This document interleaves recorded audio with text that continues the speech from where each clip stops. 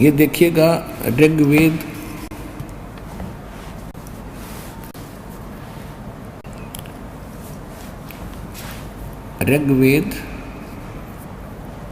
ये 9-10 मंडल अनुवादित करके अलग से बनाया इन्होंने। ये कहाँ से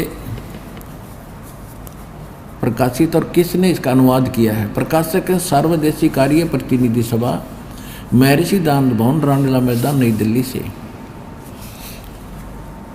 ये है महर्षि दयानंद सरस्वती कृत लिखा है इन्होंने। मुद्रक है Prince offset printers, 1510 Pataudi house, Daryaganj, नई दिल्ली से। ये यहाँ से। और ये विशेष खुशी की बात ये है कि इसके अनुवादक जो हैं, इस वेद के अनुवादक ये दयानंद के चेले और दयानंद ही हैं। इन्होंने, इन आर्य समाजियों ने इसका अनुवाद किया है और ये मानते हैं भगवान निराकार है, इसलिए इन्होंने कुछ थोड़ी बहुत गड़बड़ी करने की चेष्टा की है अनुवाद में, लेकिन अब हम उसको अच्छी तरह समझ लेंगे। ऋग्वेद मंडल नंबर 9 सूक्त 1 मंत्र 9 में ये देखिएगा, ये है ऋग्वेद मंडल नंबर 9 का 9वां मंडलम, और ये प्रथम मंत्र और प्रथम ही सूक्त है। ये इसमें देखेगा, ये सोम माने क्या लिखा है? परमात्मा, यानी परमात्मा की महिमा चली आ रही है। सोम माने परमात्मा है। यहाँ देखिएगा ऋग्वेद मंडल नंबर 9 सूक्त 1 मंत्र 2 में, हे परमात्मन, यानी परमात्मा की महिमा चल रही है। मंत्र नंबर 3 में, हे परमात्मन, यानी परमात्मा की महिमा चल रही है। ये 3 में 4 में भी हे परमात्मन, और ये 5 मंत्र में हे परमात्मन। और यही ऋग्वेद मंडल नंबर 9 सूक्त 1 मंत्र 6 में हे परमात्मन। अब इनका 7 में गड़बड़ी होगी, इनका याद आ गया रख तरह की, इन्होंने पुरुष लिखना शुरू कर दिया, परमात्मा छोड़ दिया। उस पुरुष को ज्ञान यज्ञ में भली प्रकार फलाना दगड़ा ग्रहण करती है। अच्छा, 8 में भी फिर इन्होंने पुरुष कर दिया। उस पुरुष को, यहाँ परमात्मा की महिमा है, उस परमात्मा को ऋग्वेद मंडल नंबर 9 सूक्त 1 मंत्र 8 में, उस पुरुष को उग्र गतियाँ प्रेरणा करती हैं, यानी उस परमात्मा को जब ऐसी परिस्थिति हो जाती है, वो प्रेरणा होती है, और भासमान शरीर को, यानी तेजोमय शरीर को वह पुरुष, वह परमात्मा प्राप्त होता है। जैसे गीता अध्याय नंबर 4 के श्लोक 7 में स्पष्ट किया है कि यदा यदा ही धर्म से ग्लानि भवति भारत, उस मत वो कहता है कि मैं अपने अंश अवतार भेजता हूँ, आत्मानाम सृजानाम। वो कहता मैं अपनी आत्माओं को भेजता हूँ, अंश अवतारों को। और ये परमात्मा खुद कह रहे हैं, ये वेद बता रहे हैं कि वो परमात्मा स्वयं आता है। एक जब उसको यहाँ की परिस्थितियाँ प्रेरणा करती हैं, उग्र स्थितियाँ, यहाँ हाहाकार मच जाता है, तब परमात्मा सच्चा ज्ञान, सच्ची भक्ति, सच्चा विधान और शांति स्थापित करने के लिए ज्ञान से वो स्वयं यहाँ उत्पन्न होते हैं, ज्ञान से शांति स्थापित करने के लिए, यथार्थ भक्ति देने के लिए। अब आगे हम चलते हैं। ऐसे एक और इसमें ये हो गया ऋग्वेद मंडल नंबर 9, देखिएगा ऋग्वेद मंडल नंबर 9 और सूक्त 1 और मंत्र हमने 8 पढ़ लिया। ये 8वां, उस पुरुष माने परमात्मा को उग्र गतियाँ माने भयंकर परिस्थितियाँ प्रेरणा करती हैं, और वो भासमान शरीर को, यानी बहुत सुंदर तेजों में शरीर, सुंदर शरीर को वह पुरुष माने परमात्मा प्राप्त होता है। कैसे होता है आगे देखो, इसी में इसका शेष यहाँ अनुवाद है 9 के 8 का, 9 मंडल 9 सूक्त 1 मंत्र 8, जिसमें 3 प्रकार से दूसरों का वारण माने कल्याण करने वाला मधुमेह शरीर मिलता है। वो परमात्मा 3 प्रकार के शरीरों से वर्ण करने वाला मधुमेह 3 प्रकार यानी 3 स्थिति से वो सबका धारण पोषण करता है। तो अब इसमें 9वें मंत्र में, ऋग्वेद मंडल नंबर 9 सूक्त 1 मंत्र 9 में वो सेकंड टाइप की जो परमात्मा की लीला होती है, शिशु रूप धारण करके तीन शरीरों में, एक में तो मालिक स्वयं रहता है, सतलोक के अंदर तख्त पर विराजमान है राजा के समान सचखंड में। दूसरी स्थिति वो करता है, एक शिशु रूप धारण करके आता है प्रत्येक युग में, कमल के फूल पर, लहर तारा तालाब यानी किसी सरोवर में अवतरित होता है, जिस कारण से वो नारायण कहलाता है। हम रामकृष्ण विष्णु को नारायण मान लिए, शेषनाग के सैया पर लौट रहा था, तो शेषनाग तो उससे पहले नारायण हो गया, उससे पहले आया तो विष्णु तो पाछे बैठा उस पर, पहले तो शेषनाग नारायण हो गया, जल में रहे तो मछली भी सारी वो परमात्मा स्वयं आता है, इसलिए उसको नारायण कहते हैं। वो लीला ऐसी करता है। और ये दूसरी प्रकार का जो शरीर स्थिति वो बताई गई है, उसका 9वें मंत्र में विवरण है। और तीसरी प्रकार की स्थिति भगवान की क्या होती है कि वो कभी भी साधु रूप बना के कहीं प्रकट हो जाता है। जैसे आदरणीय धर्मदास साहिब जी को मिले परमात्मा एक साधु रूप में, जिंदा महात्मा के रूप में। आदरणीय मुल्कदास जी को मिले, आदरणीय दादू साहिब जी को मिले, आदरणीय नानक साहिब जी को मिले, आदरणीय गरीबदास साहिब जी को मिले, गांव छुड़ाने जिला दर्जन हरियाणा वाले को। आदरणीय घीसा दास साहिब जी को मिले, गांव खेखड़ा जिला बागपत हो गया, पहले मेरठ था, और उत्तर प्रदेश वाले को। तो ऐसे या तीसरी स्थिति ये है उनके हमारे केयर टेकरण की। और दूसरी स्थिति का विवरण अब चल रहा है, जो नवजात शिशु रूप धारण करके वो आते हैं, ये देखिएगा। और ये वेद मंत्र ऋग्वेद मंडल 9 सूक्त 1 का मंत्र 8 भी स्पष्ट कर रहा है कि वो परमात्मा जो शरीर, यह देखिएगा, ये यहाँ से चल रहा है 8वां मंत्र, उस पुरुष को उग्र गतियाँ प्रेरणा करती हैं, और वो परमात्मा भासमान शरीर को वह पुरुष यानी परमात्मा प्राप्त होता है। और उसको वो 3 प्रकार के शरीर से सबकी का कल्याण करता है, जिसमें 3 प्रकार से दूसरों का वारण माने कल्याण करने वाला मधुमय शरीर मिलता है। ये अनुवाद थोड़ा ठीक सा नहीं है। 3 प्रकार से स्थिति में हमारा सबका कल्याण करने के लिए 3 प्रकार की स्थिति से वो परमात्मा हमारे कल्याण करता है। अब 9वें मंत्र में क्या लिखा है? ऋग्वेद मंडल नंबर 9 सूक्त 1 मंत्र 9 में, अभी इमम अधन्या उत्सन्नति धेनव शिशुम, ये शिशु रूप है, शिशु लिखा अक्सर, और सोम इंद्राय पातवे। इसका अर्थ इन्होंने क्या कि उस सोम को, अब यहाँ इन्होंने अड़ंगा डाल दिया सोम स्वभाव वाले श्रद्धालु पुरुष को। यहाँ देखिए प्रथम मंत्र में यहाँ पे सोम माने परमात्मा कर रहे हैं, देखो सोम माने, ये देखो इस प्रथम 9 मंडल के प्रथम सोम माने परमात्मा। तो यहाँ परमात्मा क्यों ना लिख दिया? शर्मागी ने, हाँ शर्मागी, बेइज्जती हो जाएगी, थारी साची लिख दी थे। ये देखो ऋग्वेद मंडल नंबर 9 सूक्त 1, हम फिर वहीं आ गए। उस सोम माने अमर पुरुष को, उस अमर पुरुष को शिशुम, जो शिशु रूप धारण करके प्रकट होता है, अभी अधन्या।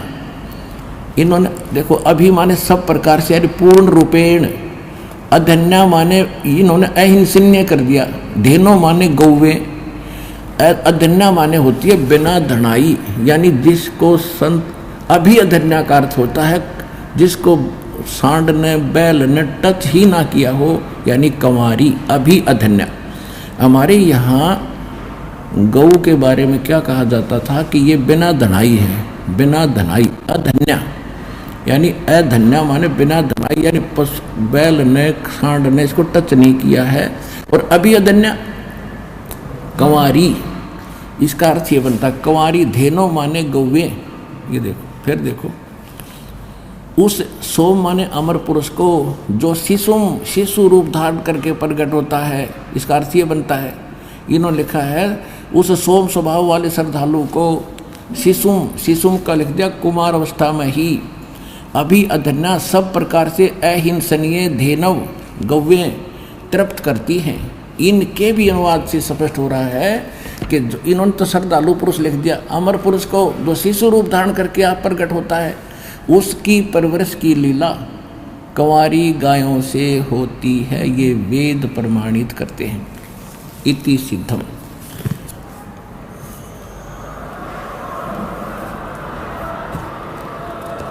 अब ये लीला किसने की? न राम ने की, न कृष्ण ने की, न विष्णु ने की, न शिव ने की। इतिहास देख लो पिछला। और हमारे भगवान का इतिहास आज से 600 वर्ष पहले कबीर सागर में लिखा हुआ है, उनकी लीला। उन्होंने ये लीला की, ये कबीर सागर से प्रमाणित होगा। जब इसमें लिखा है तो 600 वर्ष पहले उन्होंने किया है और वेद वही बता रहे हैं। और जिन महापुरुषों को परमात्मा सचखंड देकर के उन्हें छोड़ा, उनमें से गरीबदास जी कहते हैं, अन ब्यावर को दूध दूहत है, दूध दिया तत्काल, और पीवे बालक ब्रह्म गति, तात शिव भय दयाल। अब कबीर सागर लिखाता हूँ, आप देखिएगा। ये कबीर सागर है, संपूर्ण 11 भाग, खेमरा श्री कृष्णदास प्रकाशन, मुंबई।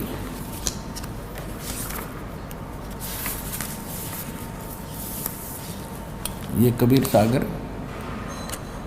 संपूर्ण 11 भाग। और इसके कौन है प्रकाशक? ये है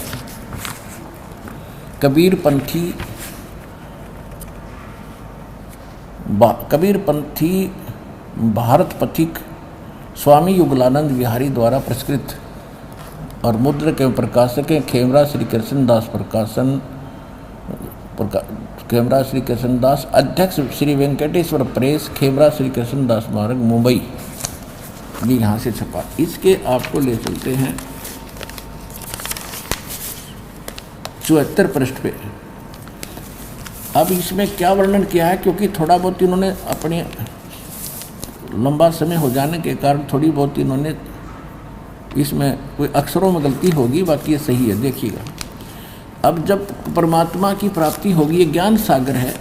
ज्ञान सागर एक अध्याय है कबीर सागर का, ज्ञान सागर। इसके 74 पृष्ठ पे, 74 पृष्ठ पे। अब यहाँ क्या कहते हैं, सुन जुल्हा मन भयो आनंदा। सुन जुल्हा, परमात्मा ने नीरू को जब ये कहा कि मैं तुम्हारे लिए आया हूँ, मेरा कोई पिछला संस्कार है, इसलिए तुम्हारे आया हूँ, मुझे ले चलो। तो क्या कहते हैं, सुन जुल्हा मन भया आनंदा, और जिबी चकोर पाया निशी चंदा। जैसे चकोर पक्षी को रात्रि में चांद दिखाई दे जाता है, वो उसकी तरफ दृष्टि हटाता ही नहीं, इतनी लगाव बन गया।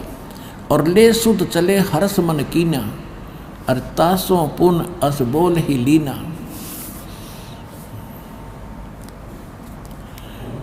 अब सुत काशी को ले चले, लोग देखता आव। जब काशी में ले गए उस पुत्र को, सारे काशी के लोग देखण आए। अन्न पानी बख्शे नहीं, अर्जुल्ला शोक जनावे। वो कुछ खा पी नहीं रहा, उनको चिंता हुई। तब जुलाहा मन किन दीवाना, उसने विचार किया, रामानंद से कहीं उत्पाना। अब रामानंद जी के पास जाकर ये बता रहे हैं कि क्योंकि प्रार्थना सब जगह की, वहीं कहीं से सहारा इनको मिला नहीं, अंत में वो रो रही थी। फिर परमात्मा ने ये वास्तविकता जो दास बता रहा है, ये मूल ज्ञान है, ये अभी तक छुपा था, ये दास के अतिरिक्त किसी के पास नहीं है। तो ये थोड़ा सा इससे भी हमें लिंक मिल रहा है कि पहले वो रामानंद जी के पास भी गया, वहाँ से उसने जो जतन बताया उससे उसने किया, लेकिन वास्तव ये हुआ था परमात्मा की कृपा से ही। और शंकर भगवान आए थे। फिर भी हम इस इतिहास को सिर्फ इतना मिलाना चाहते हैं कि ये ऐसी लीला कबीर भगवान ने की थी, और जिसका वेद भी साक्षी है, विटनेस है कि वो भगवान ऐसी लीला करता है। वो परम अक्षर ब्रह्म है, वो पूर्ण परमात्मा है, सच्चा भगवान है। कहते हैं तब जुल्हा मन कीन दीवाना, रामानंद सो कही उत्पाना। मैं सुत पायो बड़ो गुणवंता, और कारण कौन बखे नहीं संता। हे संत जी, हे रामानंद जी, मेरा पुत्र मुझे मिला है एक, और वो कुछ खा नहीं रहा, किस कारण से नहीं खाता। रामानंद जब ध्यान तब धारा, जुल्हा सो तब वचन उचारा। रामानंद जी ने ध्यान मग्न होकर जुल्हाए से इस प्रकार कहा कि पूर्व जन्म तो ब्राह्मण जाति, पहले पिछले जन्म में तू पहले ब्राह्मण था, हर सेवा की नहीं भल बाती, तूने बहुत अच्छी भक्ति करी थी, लेकिन कुछ तो सेवा हर की चूका, तूने कोई भक्ति भगवान की में चूक कर दी। ताते भयो जुल्हो का रूपा, इसलिए तू धानक बन गया। और प्रीति प्रभु गए तो लेडी, तेरी उस प्रीत को, प्रेम को परमात्मा ने स्वीकार करके ताते उद्यान में सुत तो दीना, इसलिए तुझे वहाँ जंगल में ये एक पुत्र दे दिया। तो क्या कहता है नीरू कि हे प्रभु, जस कीन्या तस पायो, मैंने जैसा किया वो तो मुझे फल मिल गया, मैं जुल्हा दानक कहलाता हूँ।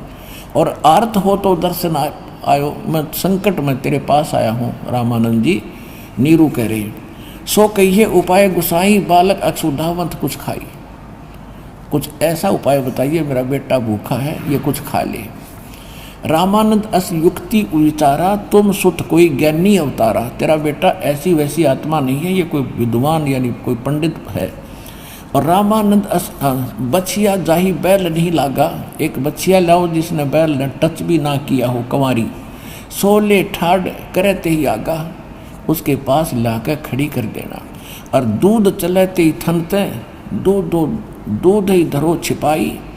और अक्षुदावंत जब होवे को दे खवाई। जब उसे बछिया ले आओ जिसको बैल ने टच ना किया हो, कुंवारी, और उसके थनों से दूध चलेगा उस तेरे बालक के पास खड़ा करते ही, और उस दूध को फिर तुम उस बालक को पिलाना। अब देखो, अब फिर आगे क्या बताया है कि जुल्हा एक बछिया ले आवा, यानी कुंवारी बछिया ले आया। और चलो दूध कोई मरम न पावा, चलो दूध जुल्हा हरसाना, रखा छिपाई कहो नहीं जाना। अब यहाँ आ गया कि दूध पीवे तब, दूध पीवत नाम कबीरा, खेलत संत संग मत धीरा। अब उस परमात्मा ने वो दूध पिया जो कुंवारी गाय ने दूध दिया। तो who is God? Kabir is God. कौन कबीर?